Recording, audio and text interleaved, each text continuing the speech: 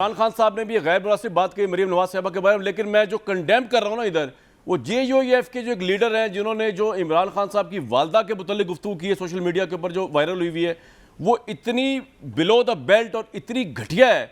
और मियाँ साहब आपको भी जो है उसको और आपकी पार्टी को कंडेम करना चाहिए, आपके इत्तेहादियाँ आपको एक्सप्लेनेशन कॉल करनी चाहिए। इतनी गंदी गुफ्तगू, क्योंकि एक माँ के मुतल्लिक कही, ख्वाह वो इमरान खान साहब की वालदा है, सब माओं के मुतल्लिक कही है और वो कंडेमेबल है। उसकी जितनी मजम्मत की जाए कम है। उसको अशीर शीर भी नहीं उस बात का जो उस्मान डार ने भी बात की, हालांकि उस्मान डार ने भी गलत बात की है, मूंछों से पकड़ना। इमरान साहब ने भी गलत बात की थी मरीम नवाज के मतलब, लेकिन जो उन्होंने कर दी है उसमें तो आपको JUIF को एक्सप्लेनेशन कॉल करनी चाहिए, आपकी थादी है वो, और कंडेम करना चाहिए। मुझे जज्बात से अलग होकर जरा एक बात बताइए और समझाइए। जज्बाती नहीं होना, ना मैंने होना ना आपने होना, ये तो पॉलिटिकल पार्टीज हैं, इनके जज्बात का तो हमें पता है। 122 दिन का धरना हमारे सामने था, उस वक्त एस्टेब्लिशमेंट की सपोर्ट थी, एक सपोर्ट सिस्टम था, एक लॉजिस्टिक सिस्टम था। उस वक्त ताहिरुल कादरी साहब मौजूद थे। अब नो डाउट के पैशन बहुत बढ़ गया इमरान खान साहब का, उससे 10 गुना हो गया जो उस वक्त धरना था। लेकिन आपके ख्याल में कोई क्लियर स्ट्रेटजी आपको नजर आती है पाकिस्तान तहरीक इंसाफ की कि कितने दिन तक, कब तक बैठाए रखेंगे? और आपके एनालिसिस में ये गवर्नमेंट प्रेशराइज हो जाएगी जो पहले नहीं हुई थी 122 दिन के धरने से? कामरान भाई, आप गिला करते हैं कि मैं सवाल का जवाब नहीं देता। बड़ा अच्छा सवाल है और इसका मैं जवाब देना चाहूँगा, लेकिन आपने वो एक बात छेड़ दी कि इमरान खान साहब ने जो मरीम नवाज साहबा के बारे में बात की वो उसकी वो अफसोसनाक है। जी बिल्कुल। राशिद सोमरो जिसका आप जिक्र कर रहे थे कि JUI के हैं, उन्होंने जो इमरान खान की वालिदा और वालिद के हवाले से बात की वो तो बहुत घटिया और काबिल मजम्मत है। कैप्टन सफदर साहब का एक क्लिप में सुन रहा था जो उन्होंने उनके 2 तकरीरों का है, वो भी बहुत ही शर्मनाक है। राना सना साहब जो भाई हैं मेरे, उनका जो इमरान खान की शादी पे क्लिप है वो आज सामने आया है, दोबारा वायरल हो रहा है, वो भी बहुत शर्मनाक है। और मैं बहुत सारे प्रोग्राम में कह चुका हूँ कि हम बहुत तनकीद करते हैं, लेकिन बुशरा बेगम, कुलसूम नवाज़, मरीम नवाज साहबा बाहैसियत खातून, बाहैसियत इंसान काबिल एहतराम है। दूसरी बात है, इससे भी एक आगे और सुन लें कि शहरी मज़ारी साहबा का गिरफ़्तार हुई, हम सारों ने मजम्मत की। हालांकि उनके वालिद साहब ने जाल साजी की हुई थी, 40,000 कनाल की, मुकदमा उन पर असली था, रिकॉर्ड गायब करवाया हुआ था। अच्छा। और वो रिकॉर्ड पटवारी के घर था। लेकिन शहरी मज़ारी साहब का इस तरह गिरफ़्तार होना या इनका कोई किरदार है ये गलत है, वो हमने मजम्मत की। लेकिन शहरी मज़ारी साहबा की बेटी ने जो एक उनका क्लिप वायरल हुआ बहुत गलत, वो आर्मी चीफ को एक लफ्ज बोल, बहुत गलत, बहुत बहुत तो यानी मैं सोच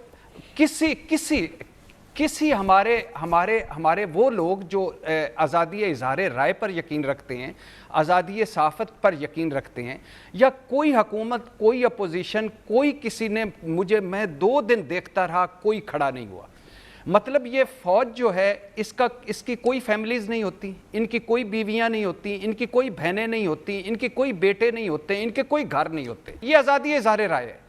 वो बेटी जो हैं, जो मेरे लिए भी काबिल एहतराम है, उन्होंने वो खुद मुद्दई बनी, उसी वक्त वकील बनी, उसी वक्त उन्होंने जज का फैसला कर दिया कि ये बंदा है जिसने मेरी माँ के साथ किया। हालांकि और बिल्कुल बेबुनियाद बात है, मैं आपको इंफॉर्मेशन की बेस पे बता रहा हूँ, ये एंटी करप्शन वाला जो है ये PMLN ने की है, इसका कोई ताल्लुक इस्टेब्लिशमेंट से नहीं है। आपको मैं न्यूज़ की बुनियाद पे बता रहा हूँ। जी अब आगे चलें।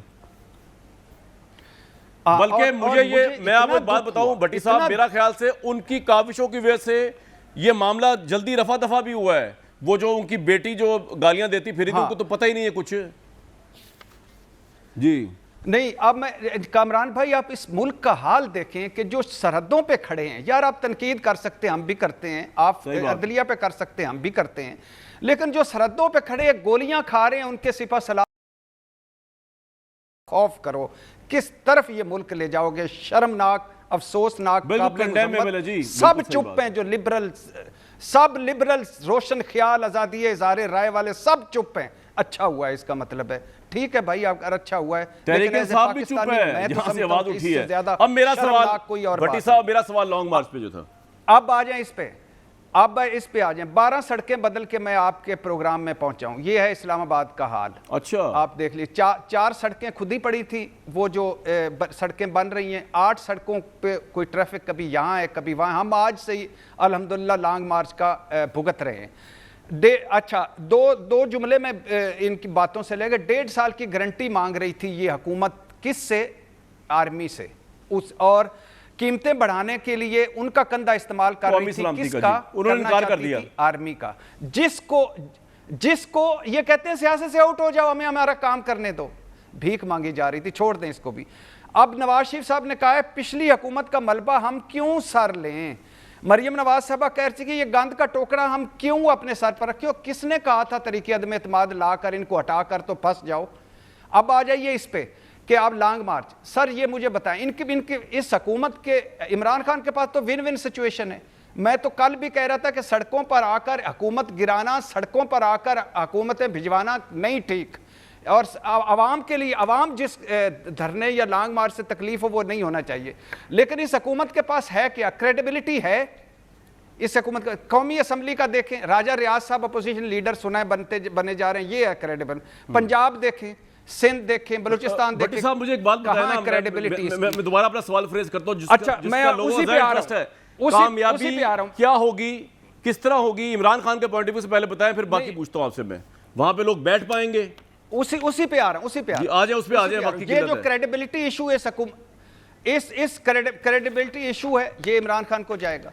दूसरी आप आ जाइएगा कि 44 महीनों में डॉलर बढ़ा 2 से 3 रुपए फी मंथ, फी महीना। इनके 10-12 रुपए फी डॉलर बढ़ गया। मईशत, फैटफ, IMF, भट्टी साहब मेरा सवाल प्लीज, मेरा सवाल वक्त बड़ा कम है। मैं ये कह रहा हूं इमरान खान साहब की स्ट्रेटजी आपके ख्याल में क्या होगी जो कामयाब हो जाए, और क्या होगी जिसमें वो नाकाम हो जाएगी? सर उसकी एक वजह है कि ये, इसमें कोई शक नहीं मोटिवेटेड क्राउड है, इसमें कोई शक नहीं चार्ज क्राउड है, इसमें कोई शक नहीं कि बयानियाँ ज़्यादा मजबूत है पहले 2014 की निस्बत से, और वो लोग ज़्यादा आ रहे हैं।